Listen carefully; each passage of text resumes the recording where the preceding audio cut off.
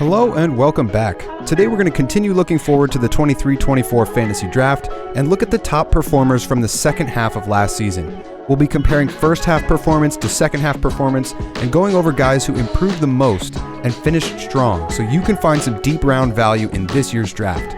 So this is going to be a top 5 list with a bunch of honorable mentions at the end, but first, what went into this analysis project? So the criteria for this: the midway point of last season is January 11th. That was about the 655th game out of 13-12, rough halfway point. Not every player had played 42 games at this point, and you'll notice that on the games played in the first half and the second half as we go forward. The sample size is the top 100 players by points in the second half. So if I collected the data from the second half, if they were in the top 100, we match that up with whatever they did in the first half, and that's the sample size. So we're not getting everybody here. And then lastly, comparing the second half averages to first half averages. So this is a pretty simple and straightforward approach, just looking at how much guys got better from first half to second half. And let's start at number 5 with a player who's changing teams in addition to improving from first half to second half, and that is Erik Karlsson. So obviously he's leaving Tampa Bay, going to Anaheim. And you can look at the first half stats here: 12 goals, 14 assists, 26 points in 39 games. That's not bad at all. But then 38 points in 43 games in the second half, 15 goals, 23 assists, 12 power play points on the year, and 10 of those came in the second half. So that's what you're looking at here. The difference in power play points per game, 353% increase, because obviously going from 2 to 10 or to 12 is a huge jump. And that's indicative of what you might be able to find from him this year, because he didn't get a ton of power play time all the time in Tampa Bay. They have a stacked power play, so why would they put him out there all the time? But he might get that power play time in Anaheim. So if this is what he's going to do with increased power play time, you might want to get some access to that. Now his goals is pretty good in terms of the full season picture. 89th percentile in goals per game, 87th in points per game. 84th in assists is okay, not bad, a little bit under half of an assist per game. Shot volume's a little bit low for my taste, and all of this production, again, on the power play is coming in the second half, and that's what you're hoping for if you're going to draft him this year in Anaheim. Not a huge hitter, not a huge shot blocker, at least not in the regular season, and he's been really consistent over the past 4 years: 66, 66, 68, 65. So if there is more power play ice time for him, he could actually improve on this, but his floor is relatively consistent. And then on top of all of that, 99.71 injury risk percentile. So this is a measure of how many of his team's games over the last 5 years has he appeared in. And he's appeared in almost all of them. So he's very healthy, doesn't get injured a lot. Hope I'm not jinxing him right now. This year, he's going at ADP 181. According to Yahoo. So all of these ADPs are according to Yahoo as of right now. We just did a mock draft on Thursday and saw some of the ADPs, and there's a ton of value even in this range in the draft. So if you're looking for a guy who crushed it at the end of last season, picked it up on the power play specifically, and is going to a new team where he might get some more power play time, Erik Karlsson is your guy. Now up next at number 4, we have a younger player with a little bit less of a track record, Dawson Mercer. So on the first half, 10 goals, 15 assists, 25 points, not bad at all. And that was a part of that huge winning streak that they had last year in New Jersey. That all came in the first half. But unlike his team, he heated up in the second half. Obviously, the Devils were red hot in the first half, but Dawson Mercer heated up in the second half and carried that a bit into the playoffs. 17 goals, 14 assists, 31 points in 41 games is not bad at all, especially for a second-year player. You can see his trend going from a 56 to a 66. If this trend continues, it's a very small sample size. You're looking at a mid-70s player next season. 70% change in his goal per game from first half to second half. 50% in his power play differential. Now, the opposite is in effect here for Mercer. So he got 10 power play points last year. 6 were in the second half. But his PP time may be limited now that they brought over Toffoli and Timo Meier is staying. So he might get a little bit less power play time, probably going to be on PP2. So maybe not your number one choice, but if you're in a keeper league, a dynasty league, something like that, this is a guy that you're definitely going to want to try to get access to. If he's probably owned up. If you could lowball a trade offer, he got hot late last year, and his goal totals are really good. 89th percentile, that's right about where Karlsson was. Pretty consistent everywhere else. Not a huge hitter, but a lot more shot blocking out of Dawson Mercer if that category is part of what you play for. and he's completely healthy, hasn't missed a game yet as far as what the data has shown. So this is a guy up and coming on a great offensive team that's only getting better. The only issue with that is when you have a really good offensive team like that, he might drop to the third line and he might not get all those top minutes. But if you're not afraid of that, and if you're in a keeper league, this is definitely a guy you want to keep your eye on. A lot of the guys that I did for this exercise last year continued that production into this year. Guys like Jack Hughes, Tage Thompson, Erik Karlsson, they all showed up on the second half video last year and they carried it into this year. So something to keep an eye on for Dawson Mercer. And up next at number 3, we have a player that is on the complete opposite side of the country and was in the thumbnail of this video, Adrian Kempe. And I didn't know how to treat this because he's very prolific in these two particular areas, difference in goals per game and points per game. So if you look at the numbers, 18 goals, 11 assists, 29 points in 45 games is a bit underwhelming for Kempe, especially getting top 6 minutes in LA. But then you come to the second half and he's over a point per game, 39 points, 24 goals in 38 games. So a massive improvement from first half to second half. Now that didn't necessarily all come on the power play. He had only an 18% increase in power play production from first half to second half. So a lot of that is 5-on-5, which is encouraging. Now one of the main reasons you would own Kempe is goal production. Half a goal per game is really good. So on the season, full season totals, 42 goals, 26 assists, 68 points. So a goal scorer is something that you want to keep your eye on, and a guy who gets 3 shots per game is really good as well. 94th percentile there. Power play production is pretty solid, 87th percentile. Getting a couple of hits too, which is a little bit surprising. I don't watch him all that much, so 1.45 hits per game was just a little bit surprising for me.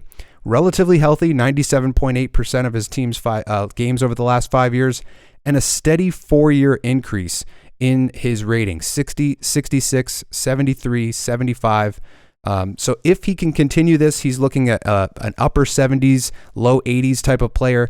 LA's on the upswing. They still have a bunch of talent. They've brought over Dubois. So their top 9 is going to be stacked. Whoever he's playing with, Kempe, he's going to have an opportunity to light up the lamp. Obviously, he's a goal scorer, so he needs somebody feeding him the puck. That could be exactly what Dubois might be looking for in a wingmate. Who knows? But there is another guy on this list from LA, so we'll take a look at that as we move forward. But another great deep value target, Adrian Kempe. And let's move to number 2, a guy who you probably watched not that long ago in the playoffs, Sam Reinhart. Now, across all 3 of these, an incredible percentage differential, 66% in goals, 55 in points, 52 in power play points. From first half to second half, 12 goals, 15 assists, 27 points in 42 games, a bit underwhelming there. But then a point per game in the second half, 40 points in 40 games, almost an even split, 19 goals, 21 assists, 92nd percentile in goals. He's 91st in shots, just under 3 shots per game at 2.77. And the power play production, 94th percentile. 27 power play points, 16 of those in the second half, and he may get more power play time because they do have some injuries in Florida. So that is something to keep an eye on. There's a number of guys that were dealing with injuries from the playoffs last year. As far as I know, Reinhart was not one of those guys. I could be mistaken on that, but there is a number of players, guys, Montour, Ekblad, Kachuk, and they lost Duclair. So there's a number of moving pieces in and out, and that might mean they're going to rely on Reinhart early in the season. So one way you might play this is draft Reinhart deep. He's going at 156 right now, and wait for him to, you don't have to wait. If he comes out of the gates running and starts hot, puts up a ton of points, and is specifically getting a bunch of power play time, you might want to, ride that out and, trade him at the height of his trade value right before all those guys get back in and maybe his power play time dips. So an excellent second half for Sam Reinhart. If you can parlay that into increasing his trade value and, if you want to hold on to him, that's great. He'll probably be a consistent player for you. A 75 rating is really decent for a guy being drafted in probably the 14th round at this point in a 12-team league. So, and then relatively strong rating, again, a 4-year uptrend, 67, 69, 74, 75. So he's in that range. And this includes where he came over from Buffalo, so he's been getting an uptick from this Florida offense, and not that injury prone either, 97.33% of his team's games over the last 5 years. So really good second half for Sam Reinhart. That could be a guy you look at in the deeper rounds of the draft. But as I mentioned just before when we were talking about Adrian Kempe, another LA Kings player stole the show of this video, taking the number one spot. Anze Kopitar, across the board, 83% change from first half to second half in goals, 42% in points, and 77% in power play production. 20 power play points on the season, 12 of those in the second half. The first half actually had more games, so 45 games, only 34 points. The second half, he was over a point per game player, a little bit assist heavy, but still scoring a bunch of goals. 90th percentile in goal production, 93rd in points, 93rd in assists, 87th in power play points. Really healthy, really consistent, 99% of his team's games. And then if you look at his trend, he's pretty much a 77 or a 78 every single year, getting some shot blocks, a couple of hits here and there. The shot volume is the only thing you'd like to see come up a little bit. If he's taking one more shot per game, then he's probably in the low 80s and one of the elite centermen, especially if you play in a face-off league. He was the 20th best center last year, skater ranked 53 on my rankings, and he's going at ADP 159. People don't like these veteran players in their late 30s. They're going to be overlooked in the draft, and if you want a very consistent player who turned it on late last year, and on top of that, again, LA is getting more reinforcements this year with Dubois coming over, some changes made on the blue line, Brant Clark coming in, maybe quarterbacking a power play. We'll see how that pans out. But nonetheless, Anze Kopitar, not a lot of sexy in that name in terms of, you're looking at a lot of guys this year. People are focusing on Tage Thompson, Jack Hughes, guys like that. Kopitar kind of gets lost in the shuffle because of that, and you might be able to pick some great value up from picking up Anze Kopitar this year. So that's the top 5. Let's look at the honorable mentions and look at some other metrics, or the same metrics, but more players. So this is the top percentage differential in goals per game. So the way that this list, the previous top 5 list was populated is I did an analysis of goals per game, points per game, assists, and power play points. And then I think I took 3 of those categories, and whoever appeared highest in most of those lists was ranked with a score, and that score is what you just saw in terms of the top 5. But this is the raw data. So Brent Burns went from 0.12 goals per game in the first half to 0.31, which would put him in about the 85th to 90th percentile. So that's 160% change. That's interesting to note, but the other element there is Tony DeAngelo comes over. Maybe he'll get some power play time. Who knows? Dylan Strome finished really strong, 0.39 goals per game towards the tail end. That's about a 34, 35 goal pace, if I'm not mistaken. Patrick Kane surprisingly did actually score some goals once he came over to the Rangers, and I guess right before he came over to the Rangers, he did a lot of that scoring, trying to get traded to the Rangers. McKinnon, obviously, he's a big game player. He was injured a little bit early in the season. He comes back healthy, and 0.72 goals per game.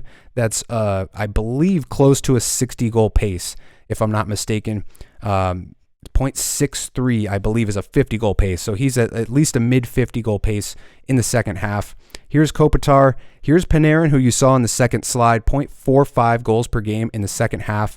That's a little bit unexpected for a guy who's a passer, pass-first kind of guy. Dawson Mercer makes this appearance, Sam Reinhart, Kempe, and then Clayton Keller, 0.54 goals per game in the second half. That is above a 40-goal pace, probably about 45-goal pace at that point. So these are the goal scorers that you want to potentially target. A lot of these guys we covered already, but then some veteran players that you may be able to get really deep in the draft. And then as we turn to points per game, same type of thought process here. Kempe, Reinhart, Kopitar, you got all the data on those earlier, but Jared McCann, he's normally a goal scorer. He was a 40-goal guy last year, and you would own him for goal scoring. He's one of the best goals per 60 players in the NHL, top 5 in that rank. But he also added in a bunch of assists, and a lot of that came in the second half. 1.02 points per game in the second half. He was still scoring goals. He just added a bunch of assists at that point. Ricard Raquel going a little bit unnoticed this year in fantasy drafts. He was sliding way down towards the bottom of our mock draft on Thursday night, and he's a really good player. We'll have to do a fantasy file on him on an Instagram short or a YouTube short or whatever, because he's an interesting case study with some more offensive weaponry to work with in Pittsburgh. He already was shooting a ton, I believe over 3 shots per game, getting some goals as well. He kind of has been, under the radar, putting up career numbers in Pittsburgh. Here's Kaloran Heiskanen, actually 1.05 point per game in the second half. And that's, heading into the playoffs where he did some damage there. JT Miller, the first half was a little bit underwhelming, but this is interesting because the coaching change happened right around the second half marker. So early January, they get Rick Tocchet, and he takes off 1.14 points per game, which is now what you would expect from JT Miller. He's done this a couple of times, so now this is kind of what you should expect from Miller, amongst a number of other things. He's a very good category coverage guy. Barkov, 1.27 points per game in the second half, turning it up right before the playoffs, and that carried all the way through to the Cup Finals. And then here's Dylan Strome, as we saw before. But there is one more slide for honorable mentions, and we're going to go over a little bit different framework for this. So this was points per game in the second. So this is the second half data compared to the season-long data, not the first half data. So this was just another little exercise I did to get a couple more names for you if you're in really deep leagues. Barrett Hayton, 36% differential in his point per game, 54% differential in goals per game, so 0.35 goals per game in the second half. That's really impressive. He started to turn it on late in the year. And then 0.35 assists per game as well. So Kotkaniemi is not a guy I would ever draft. Barrett Hayton has a little bit more in his file just because he's probably going to be playing in a top 6 role, getting some reinforcements. Zucker comes over. Dylan Gunther might make the team this year, so there's a little bit more to work with there. Kotkaniemi, he's a guy who's potentially a depth centerman for Carolina, depending on how they're using him, but he did improve in the second half, 0.7 points per game. That's just around fantasy relevant for me in a 12-team league. The assists came up a bunch.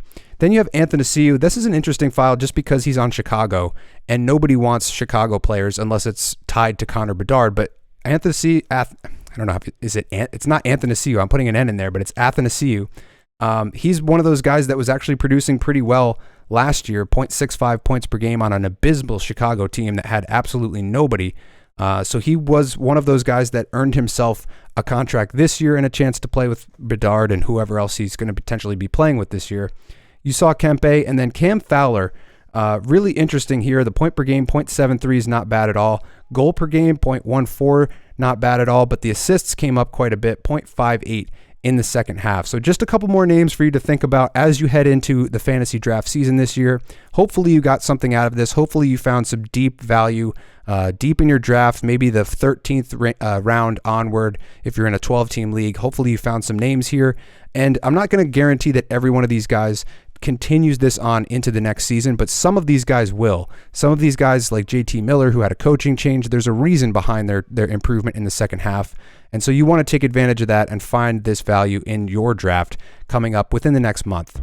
But that's going to do it for this one. Thank you for watching. There will be more content as always, usually coming out Sundays and Mondays. Remember to follow on Instagram for a couple more shorter form content, pieces, videos, fantasy files if I can get to those. But again, thank you for watching, and I'll see you in the next one.